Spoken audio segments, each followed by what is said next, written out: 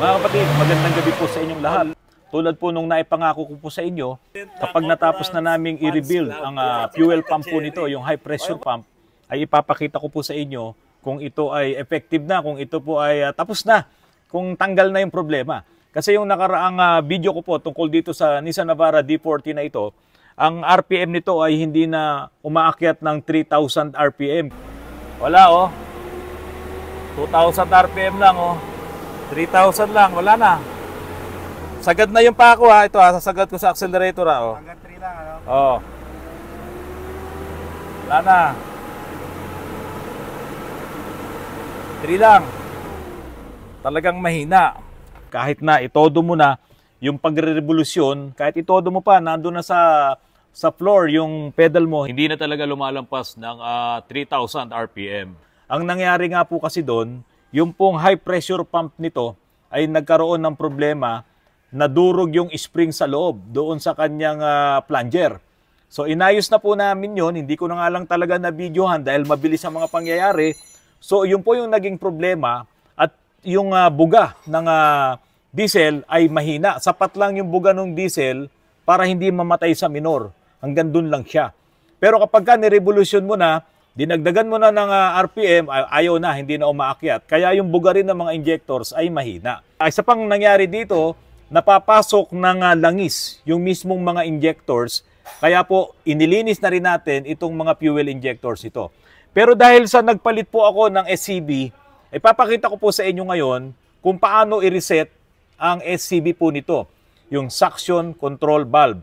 Ang unang gagawin po natin, kapag po ipinasok ko yung susi, i-on ko. Pag on, ay apakan nyo ng 5 beses ang accelerator. 1, 2, 3, 4, 5. Pagkatapos, bitawan mo accelerator, bilang ka ng 7 segundo. Pagkatapos ng 7 segundo, apakan mo ngayon ang accelerator, huwag mong bibitawan hanggat hindi ka umaabot sa 10 segundo or mahigit hanggang umabot ng 15 seconds. So, gawin po natin. Tapos, Glenn, kapag inapa ko na yung pako dito sa accelerator, hanggat maaari, makuhanan mo, ilapit mo camera. Okay, ready. Ignition on. Makikita nyo po, ayan yung check engine light, no? Ayan, nakikita nyo yan. Mamaya magbiblink po yan kapag sinimulan na po natin yung ating pagre-reset ng fuel pump. Okay, patayin ko ulit, i-on ko. Okay, 5 apak. 1, 2, 3, 4, 5. 7 seconds. 6, 5, 4, 3, 2, 1. Tapos 10 seconds na hindi mo alisin ang paa mo.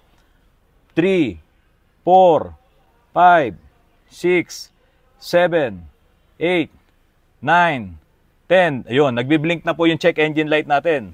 So, ibig sabihin, nagre-relearn na po ang ating ECU. So, yan ay malaking tulong dahil nga po sa nagpalit kayo ng SCB. So kapag po wala nang problema ang inyong mga injectors, wala nang problema ang high pressure pump, dapat kapag natapos itong pagre-relearn ng ating ECU dito sa ginawa nating manual fuel pump reset, dapat ay talagang malakas na ang makina nito. Kaya nang umabot sa 4,000 or 5,000 RPM dun sa tinatawag nating red line. Okay, natapos na po yung ating pagre-reset. Papatayin ko na at i-start na po natin ang ating engine. Tignan natin kung malakas na. At ang maganda rito mga kapatid, nakita nyo, nawala na yung check engine. No? Wala na. Nung nakaraang vlog ko, hindi po nawawala ang ating check engine light. May ilaw-ilaw. So dapat ito, pag in-start ko ulit, mawawala na yung check engine.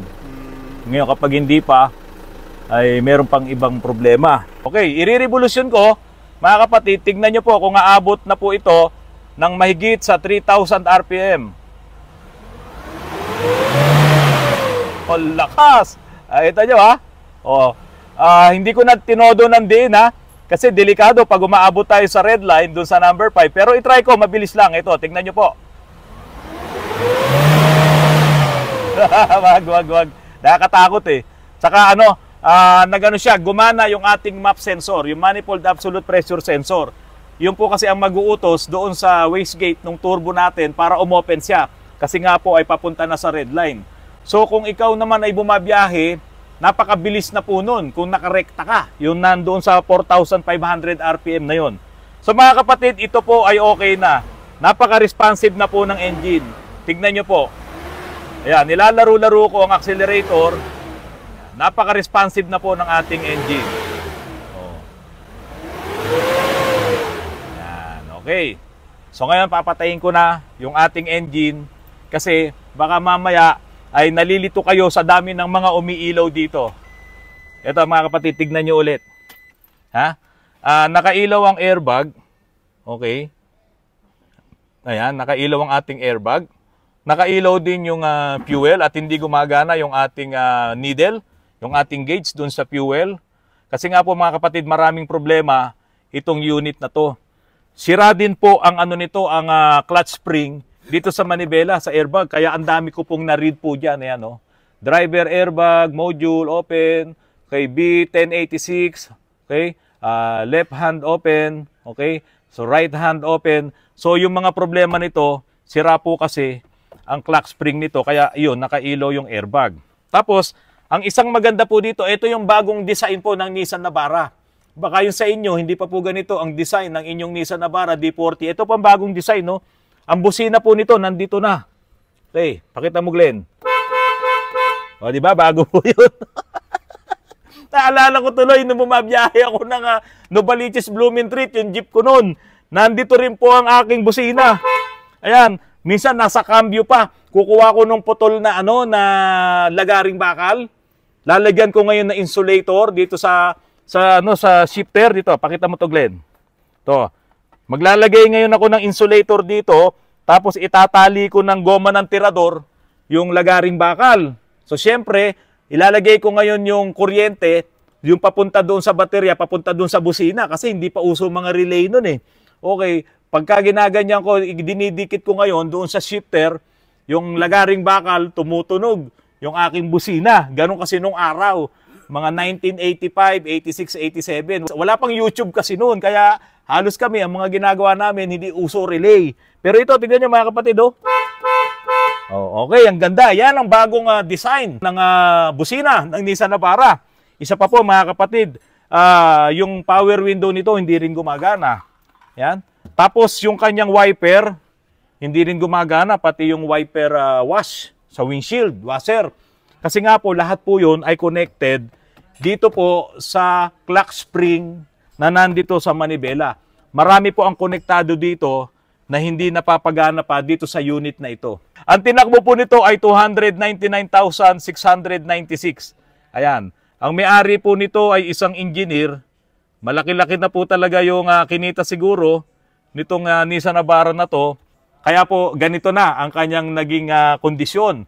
Pero sabi nga po ni engineer, no, sabi po niya, ayusin nyo, pinturahan nyo, lahat ng mga makita nyong problema, gawin nyo para pagbalik sa kanya, sa birthday po nung kanyang asawa ngayong February 14, ay iririgalo daw po niya yung bagong repair, yung parang born again na Nissan Navara. Ito nga po, yung D40. Nandito po yung may-ari ng Nissan Navara D40, yung low power po nung nakarang araw. Ngayon okay na po siya. In-overhaul natin yung pressure pump, high pressure pump at yung 4 na injectors. Ngayon sabi po ni Tita Cherry, ito pong magandang dilag na katabi ko, kung pwede daw pong umabot sa araw ng mga puso nila na mapinturahan, sabi ko hindi po kakayanin. Kaya po sa araw ng mga puso nila, magtataksi na lang po sila ni Sir. Biglang liko po ba? Papuntang Otaban. Kaya lang, hindi po pwede palagi kayong kasama pagka sila ay magde-date. Ano po? Hindi po pwede kasi sa amin yung sasakyan. Ay, sa inyo po pala yung sasakyan. O, yun po, sa February 14 ay birthday po ni Tita Cherry. O, ayan. O, ano pong masasabi nyo, Tita Cherry, napasyal kayo dito sa aking napakagulong talyer? Anong mga fans ko kami? Idolong namin kayo. Ayun, so meron na po akong president ng Autorans Fans Club. Ayan, si Tita Cherry. O, ayun po, mga kapatid, mamaya ipapakita ko po sa inyo na talagang napakalakas na po ng power ng Nissan Navara. Inayos na po natin. Pero siyempre, ibang mga dapat ayusin pa, ibabadilip daw po yun, patataasin. At i-repaint na rin yung Nissan Navara. So ilang taon na po kayo sa birthday nyo? 64. Po? 64. Hindi po halata. Parang 63 lang po. Ngayon. Okay, sa mga kamag-anak po ni Tita Cherry diyan sa malayong lugar ng Taguig, nandito na po sila. Kayo po, ano po masasabi nyo? Okay po dito sa Otorangs. Ayun. Napakapogi po ng owner. Sino po kamukha? Sino po kamukha? Si Perry Como. Ayan, mga luma po kasi yung aking yung mga nasa paligid ko. Ano pong paborito yung kanta ni Perry Como? Ano ba? Marami And I love you so. Yung asawa ko po. Ayun, I wanna give. I wanna give. Dapat I pala sa wanna give my heart. pagpunta namin uli dito Sige, magkakantahan po tayo. So yan mga kapatid, imbitado ko po kayo sa birthday ni Tita Cherry dyan sa Taguig. Saan po yung lugar? Pupunta po silang lahat? Sa Tipas. Sa Tipas. Pupunta po sila ha. Lahat po ng kamag-anak ni Tita Cherry, punta po kayo. Magtutumba po sila ng baka saka baboy. Tutumba lang po Ayan, kaway na po kayo, kaway na po. Bye. Ayan. Thank you. Mga kapatid, bigyan ko lamang po kayo ng maikling backgrounder nitong Nissan Navara D40 na ito. Ito naman ay normal na nagagamit nung may-ari, kaso nung nagka-problema nga, nung nagpa-tune up sila, nagpapalit sila ng mga filters, pagkatapos noon, fuel filters, pagkatapos noon ay nagkaroon na nga po ng problema. Hindi na po siya makatakbo, nag-low power na. After noon, nagpapalit sila ng SCV, yung suction control valve. Tapos, siguro na-read nung technician na may problema sa fuel pump kasi po, kadalasan kapag ang problema ay sa fuel system, ay talagang yun yung lumalabas sa scanning kapag ganitong mga Nissan Navara D40. Nagkakaroon ng problema sa fuel delivery. So, mababasa doon, fuel pump, mababasa doon, injectors, mababasa doon, SCV. Kaso, tinanggal nila yung fuel pump at hindi na ibalik ng maayos. Nadurog yung spring doon sa may plunger, doon sa loob ng high pressure pump. Kaya tuloy hindi nga po makabuga ng malakas na pressure yung high pressure pump nito. So nagsimula doon ang problema hanggang sa hindi na nga po ito napaandar ng maayos.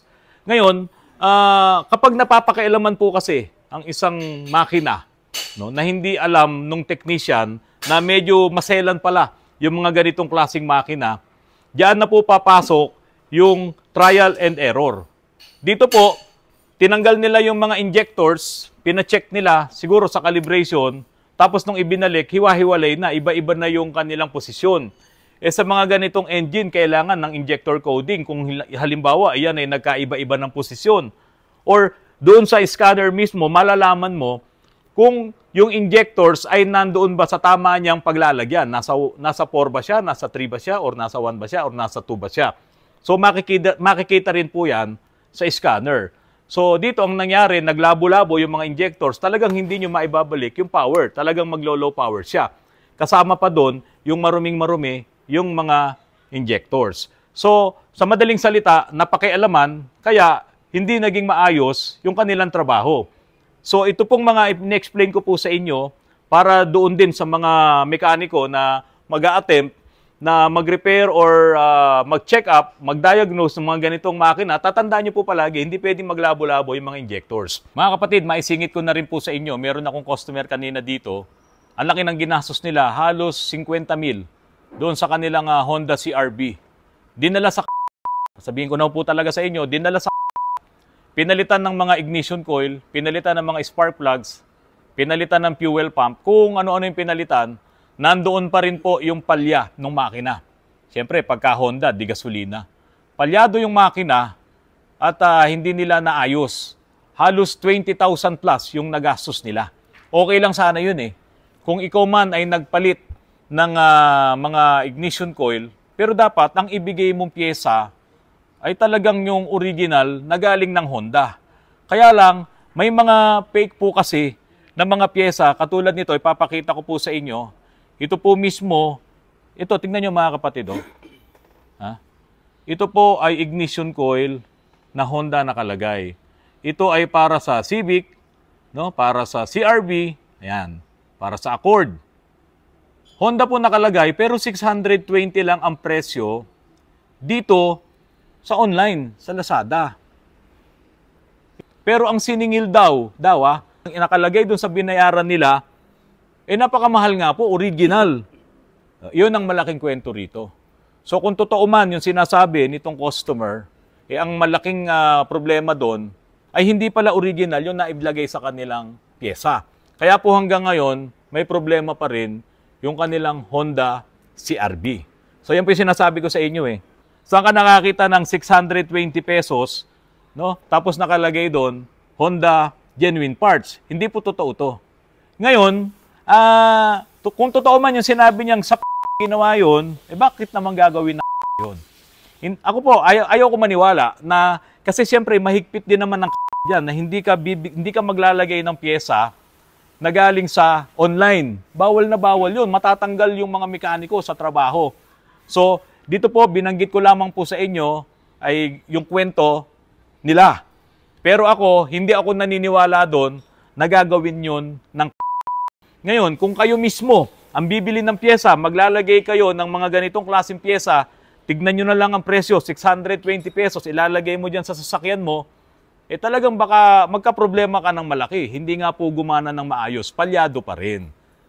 Ngayon, nung diniagnose namin kanina, maaga pa kasi, nandito na yung may-ari, Honda CR-V na white, ang nakita po naming problema ay yung kanyang computer, yung computer box, yung ECU. So talagang walang kuryente na inilalabas yung 1 at saka yung 3. Napakahina. Kaya palyado siya. So pagka daw mabilis, high speed, okay naman. Pero pagka nakaminor at nagbukas ka ng aircon, nanginginig talaga yung makina.